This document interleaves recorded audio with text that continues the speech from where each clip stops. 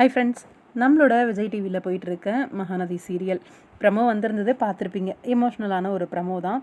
ஆக்சுவலாக இந்த ஒரு ட்விஸ்ட்டை எதிர்பார்க்கவே இல்லை. இவ்வளோ சீக்கிரத்தில் வந்து அவன் உண்மையை சொல்லிடுவான் அப்படின்னு சொல்லி.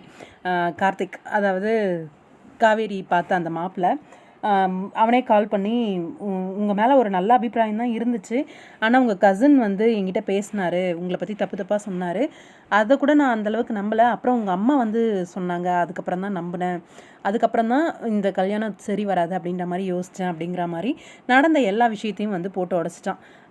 அது கேட்ட உடனே காவேரிக்கு செம்ம கோவம். விஜய் தப்பாக சொன்னது மட்டும் இல்லாமல் சொந்த அம்மாவும் வந்து தன்னை பற்றி தப்பாக சொல்லியிருக்காங்களே அப்படின்னு சொல்லி யாருக்காக இருந்தாலும் வர கோவம் தான். காவேரியோட கோவம் ஒரு பக்கம் நியாயமானது தான் அப்படின்னு தான் சொல்லணும். அம்மா கிட்ட வந்து ரொம்ப கோவமாக கத்துறாங்க.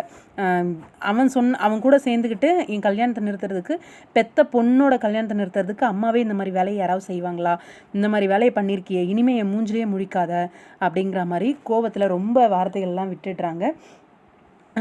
எங்கே போயிட போகிறாங்க அம்மா அப்படின்ற ஒரு தைரியத்தில் கத்தி விடுறாங்க. ஸ்கூல் விட்டு வீட்டுக்கு வந்ததுக்கப்புறம் காவேரி வந்து வீட்டில் தேடுறாங்க போல இருக்கு, அம்மாவை காணும். காலையில் நான் கோவப்பட்டு கத்துனதில் தான் அம்மா எங்கேயோ போயிட்டுருக்காங்க அப்படிங்கிறது மட்டும் நல்லா தெரியுது. உடனே வேறு யாருக்கும் ஃபோன் பண்ண தோணலை, வேறு யாரை பற்றியும் யோசிக்க தோணலை.